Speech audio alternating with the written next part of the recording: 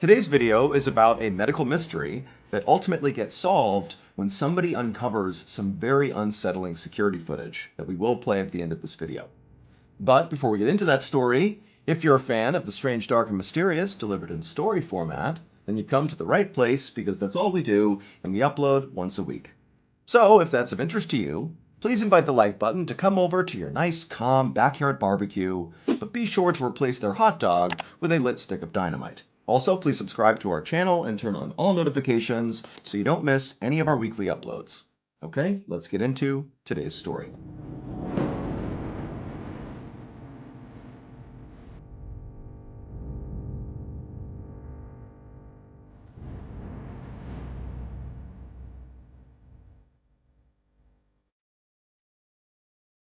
On May 27, 2022, an anesthesiologist named Dr. Chad Marsden stood inside of an operating room with a nurse, a surgeon, and their unconscious patient. Dr. Marsden worked at the Baylor Scott & White Surgicare Center in Dallas, Texas, and it was his job to make sure patients stayed asleep during surgery and then woke up safely afterward. That day, Dr. Marsden and his colleagues were wrapping up a routine liposuction procedure on a middle-aged woman. The surgeon had just finished stitching up the woman's incisions, and so Dr. Marsden, following protocol, began taking her slowly off of anesthesia to wake her back up again. And so Dr. Marsden turned off the anesthesia machine, which is this big rectangular device that takes the liquid anesthesia drugs and converts it into a vapor so it can be breathed in. And then Dr. Marsden removed the breathing mask from the woman's face. Then he changed her IV from an anesthetic drug mixture to regular saline. And so now that these drugs were not being pumped into her system, she would wake up over the next half hour or so. After that, Dr. Marsden and the nurse and the surgeon took their patient on the stretcher and they pushed her out of the OR into the hallway and began making their way down towards the recovery room. But as they were walking down this hallway, they bumped into more of their colleagues, another nurse and another anesthesiologist, and the hallway was tight enough that Dr. Marsden had to step aside to let these two pass. And then after they did, and they sort of waved at their colleagues, Marsden, the nurse, and the surgeon continued walking. And as they did, Marsden happened to look down at their patient, and immediately he knew something was wrong. This woman's skin had turned completely gray. Dr. Marsden was totally caught off guard by this. He looked at her vital sign monitor and saw that her blood pressure, which just moments ago had been normal, was now dangerously high. And then as he's staring at her monitor, her blood pressure plummeted. And then also her oxygen levels fell, and then she began foaming at the mouth. It was clear this woman was going into cardiac arrest, which meant if they didn't act quickly, her heart was going to stop. Now, Dr. Marsden, again, is sort of in shock at how quickly this is happening, but he just jumped into protocol. He began giving the woman chest compressions to make sure blood was flowing to her heart. Meanwhile, the surgeon administered oxygen and blood pressure medication, and the nurse called for an ambulance. The reason she had to call for an ambulance is because the Surgicare Center was not equipped to handle medical emergencies. It was only for scheduled surgeries. And so if there was a medical emergency, all they could do was just stabilize the patient until paramedics arrived. And that's exactly what Dr. Marsden, the nurse, and the surgeon did. They got this woman stable, and then just a minute later, two paramedics came running down the hallway. They took possession of the patient, they put her onto their stretcher, out the door they went, they put her in the back of the ambulance, and they sped off to the local hospital. As Dr. Marsden watched the ambulance disappear down the road, he knew his patient was now in good hands, but he was still very shaken by the whole experience. Because this type of emergency, somebody going into unexplained sudden cardiac arrest following a totally routine surgery, was extremely rare. Meaning, for this to happen even just once over the course of somebody's medical career, to have witnessed something like that, was very rare. But for Dr. Marsden, this was not the first time he had seen this. In fact, literally the day before, a different patient at the Surgicare Center had also gone into sudden, unexplained cardiac arrest following their routine procedure. So, as Dr. Marsden went back inside and began heading upstairs to the hospital administrator's office to tell them about this latest emergency, he kept thinking to himself how crazy it was that he had just witnessed these two unexplained sudden cardiac arrests basically back to back. But Dr. Marsden just thought to himself, hopefully this is just a really bad coincidence. The Surgicare Center's administrator was a woman named Ashley Burks. And when she heard about this second unexplained cardiac arrest, she knew she had to call a staff meeting. And so that evening, she, along with Dr. Marsden and over 24 other medical staff, doctors, nurses, other anesthesiologists, they met in this conference room in the back of the building. And once everybody was assembled, Ashley began by updating everyone on the 2 patients who had been rushed off to the hospital for their cardiac emergencies, and she said they had stabilized and they'd be okay. But Ashley then said what everybody in the room was thinking, which is sudden unexplained cardiac arrest is so rare, we can't just treat these things like coincidence. Like something specifically must have caused these incidents, and we need to figure out what that thing was. Now, it was possible that the cause or causes behind these incidents were quite simple. Ashley said to the group, the first thing she did was she looked at the 2 patients' files to see if they had specific drug allergies or medical risk factors that might have been overlooked by staff. But when she looked at their files, neither patient had those risk factors or allergies, so that couldn't have been it. Ashley said she also looked for just a common thread between these 2 incidents. Like, were the patients doing something similar? Were they in for similar reasons? Were they in the same room?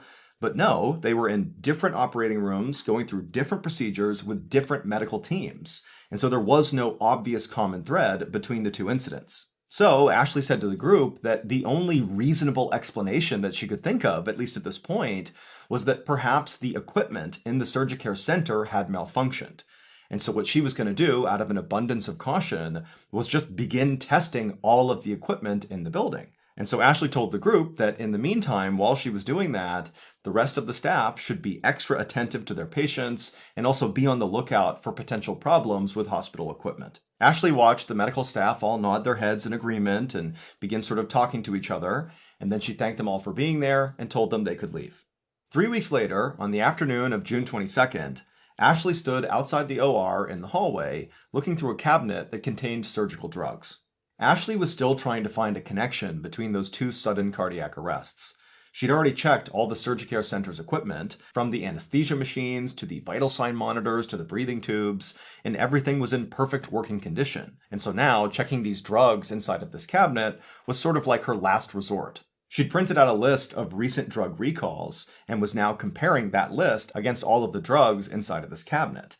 And so one by one, she was reading a drug and checking the date on it and comparing it with her list to make sure, they were not carrying recalled drugs still. But after going through dozens and dozens of bottles, there was nothing in their cabinet that was on the recall list. So Ashley still just did not have an answer for why those 2 cardiac emergencies had happened. However, since that staff meeting 3 weeks earlier, the Surgicare Center had not had another cardiac emergency. And so Ashley was thinking to herself, maybe, despite not knowing how this happened, these troubles are in the past. Ashley shut the drug cabinet and walked down the hallway towards the break room to grab her lunch. But the moment she walked inside, she saw a group of her colleagues sitting around a table looking very upset. In fact, some people were visibly crying. And so Ashley walked up to them and said, "Hey, what's going on?" And a nurse told her that one of their colleagues, an anesthesiologist named Dr. Melanie Kaspar, was dead. Apparently, the night before, she had had a heart attack at her home, and her husband had found her and called 911, but unfortunately, by the time paramedics arrived, she was already deceased. Ashley was shocked. She knew Dr. Kaspar, and she knew she was in great shape. She was only in her mid-50s. I mean, she did not seem like someone who might just randomly have a heart attack. But then also Ashley began to think that she remembered hearing in the last few days that Dr. Kaspar had actually been feeling sick. And so she wondered if maybe whatever illness she was suffering from had something to do with her heart attack. Either way, as the Surgicare administrator, it was Ashley's job to plan staff events like memorial services. And so Ashley told the group, hey, I'll get to work putting together a small ceremony for Dr. Kaspar. 5 days later, on June 27th, Ashley was sitting in front of her office computer ordering supplies for Dr. Kaspar's memorial when suddenly she heard these loud, fast footsteps out in the hall as if somebody was sprinting towards her office. And then a moment later, Ashley saw her door burst open and the anesthesiologist, Dr. Chad Marsden, was standing there and he looked absolutely horrified and he just said to her, "It's happening again." Ashley's stomach dropped. And she jumped up and sprinted after Dr. Marsden, and they made their way to the hallway outside of the OR. And when they got there, Ashley immediately heard the sound of that long single beep of somebody's heart monitor flatlining. and she looked over and she saw one of the doors to an operating room was open, and inside she saw a surgeon performing chest compressions on an elderly patient. And even from out in the hall, Ashley could tell this man was unconscious, his skin was gray, and he was foaming at the mouth. It was exactly like the other cardiac emergencies that had happened before. Except this time was worse, because that beep, that flatlining beep, meant that this man's heart had actually stopped. And so Ashley just stood there in horror, watching the surgeon perform these chest compressions, knowing that if that didn't work, if they couldn't get this man's heart started again, he was about to die.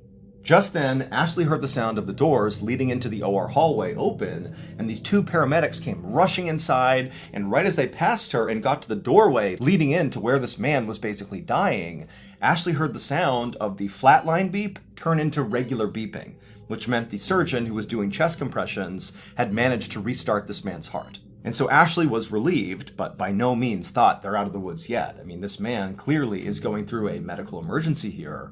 But the paramedics got the man off the OR table, they put him on a stretcher, and they wheeled him away. And so once they were gone, Ashley, Dr. Marsden, and the surgeon who had been doing the chest compressions, they all just looked at each other like, what is going on here? Clearly, there is something causing all these sudden cardiac arrests, but still nobody knew what it was.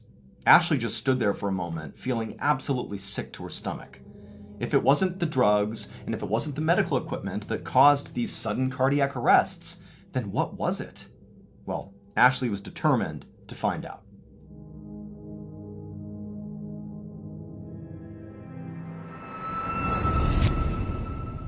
Just a reminder, my very first book, Mr. Bullen Presents Strange, Dark, and Mysterious, The Graphic Stories, is out right now and shipping worldwide. You can find it wherever books or audiobooks are sold. This book is truly a brand new experience for anybody who's a fan of the strange, dark, and mysterious. We've never had a book before, so this is a big deal. It's a collection of 9 stories. Some are new, some are old, but they're all awesome. The artwork is incredible. The storytelling is just superb. So if you have not purchased your copy yet, or you haven't bought it for one of your friends yet, well, come on. Go to book.ballenstudios.com or go to wherever books are sold and get a copy today. Again, that is book.ballenstudios.com or go to wherever books or audiobooks are sold to get your copy of our first book today.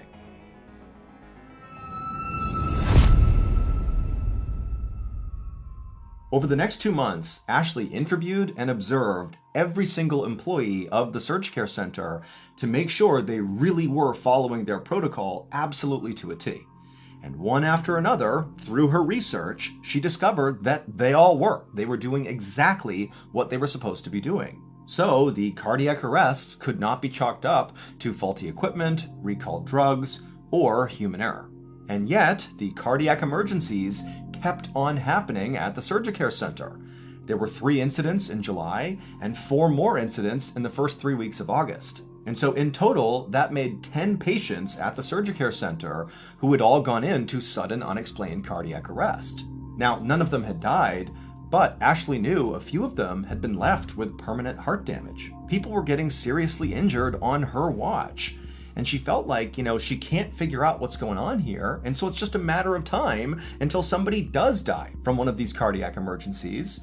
And so she was feeling completely overwhelmed and stressed out and desperate. Until August 24th, when 2 things happened in quick succession. First, in the morning of August 24th, Ashley received a phone call from an officer at the Dallas Police Department. And they told her that the autopsy had been completed on Dr. Melanie Kaspar, the anesthesiologist who had died back in June from a heart attack at her home. And this police officer thought that Ashley really needed to know that her heart attack had not been natural. It was actually caused by an overdose of a drug called bupivacaine. So Ashley knew what bupivacaine was. It was a drug that was basically only used in surgical anesthesia. But Ashley had never heard of anybody abusing this drug or overdosing on it because bupivacaine does not make you high like morphine or fentanyl does. It's closer to Novocaine. It's like a numbing agent. And so Ashley told the officer how weird it was, the idea that she had died of an overdose of bupivacaine of all drugs. And the officer agreed with her. But regardless, he thought Ashley should know because he thought it was possible that Dr. Kaspar had gotten the bupivacaine from the Surgicare Center. And so, feeling totally confused, Ashley thanked the officer for telling her, then they hung up, and then Ashley walked to the OR hallway to check the drug cabinet where drugs like bupivacaine were stored. But as soon as she entered that hallway, the second thing happened that day. Ashley heard chaos break out inside of an operating room where she knew an 18-year-old boy was undergoing what should have been a routine sinus surgery. And so she watched helplessly as the doors flung open and a nurse came running out into the hall to call an ambulance. And then inside the room, Ashley saw an anesthesiologist performing chest compressions on this boy, and another doctor was administering oxygen and blood pressure medication. It was the same nightmare playing out now for an 11th time. But this time, after the EMTs wheeled this boy away to be driven off to the local hospital, Ashley was so desperate to figure out what was going on here that she just couldn't wait. And so she rounded up a couple of hospital staffers that were nearby, and they went into that operating room, and they checked the medical equipment, they checked the drugs that had been used, they searched the floor for anything that might have had something to do with this. I mean, they even searched the trash can. And in the trash, Ashley found something that the second she saw it, it made her blood run cold. She couldn't believe somebody would do something this awful, or why they would do this. And so she took the thing she found in the trash, and she ran out of the operating room and upstairs to call the police. Minutes later, 2 police officers arrived at the Surgicare Center, and they saw what Ashley had found in the trash.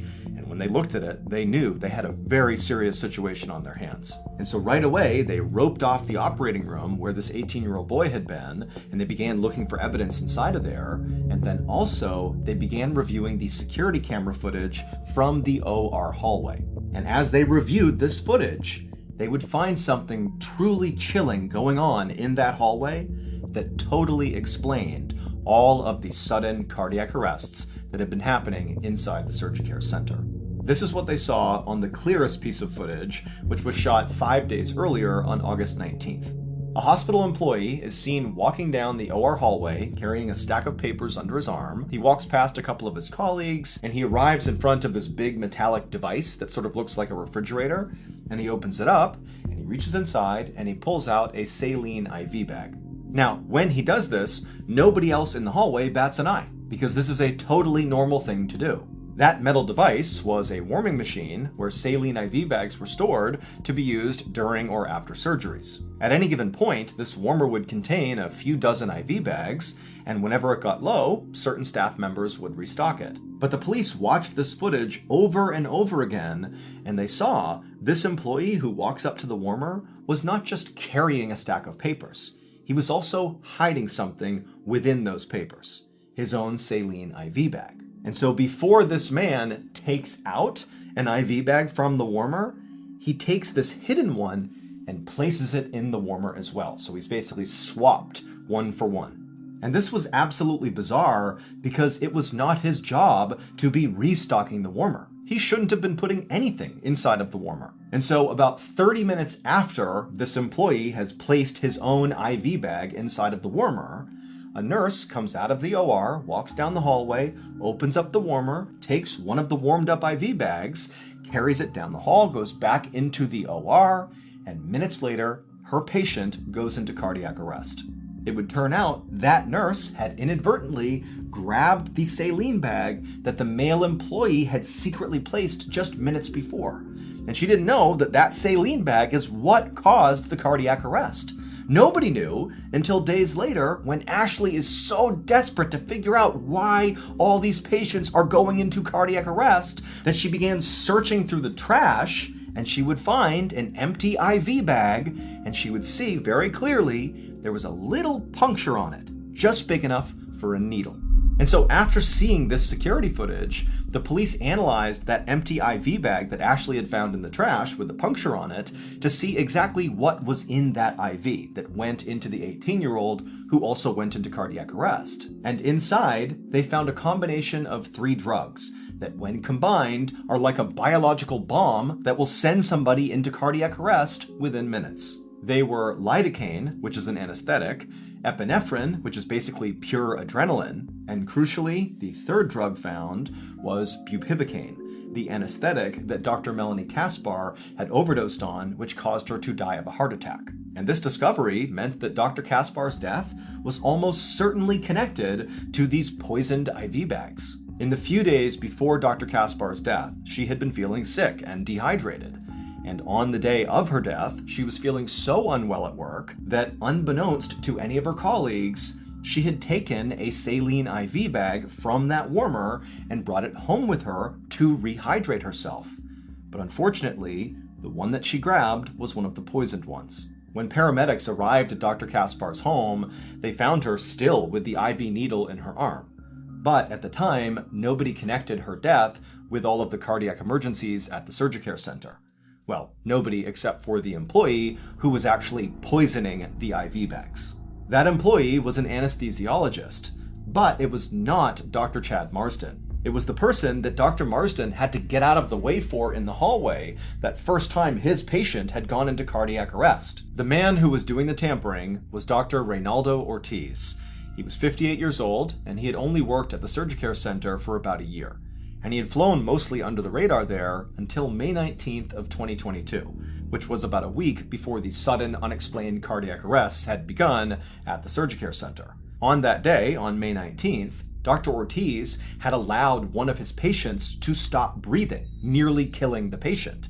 And so as a result of that incident, Dr. Ortiz had been placed under internal investigation by the Surgicare Center, and he was facing the possibility of losing his medical license because of negligence. So to try to avoid losing his medical license, Dr. Ortiz decided he would just try to make all the other doctors look negligent too, taking the attention off of himself. And so he began sabotaging his colleagues' surgeries by injecting those drugs into their patients' IV bags, knowing it would cause cardiac arrest. Now, none of the patients who went into cardiac arrest at the Surgicare Center died.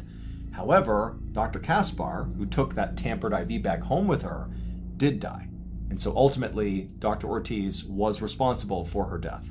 In April of 2024, Dr. Ortiz was found guilty on multiple charges, and he is currently facing a sentence of up to 190 years in prison.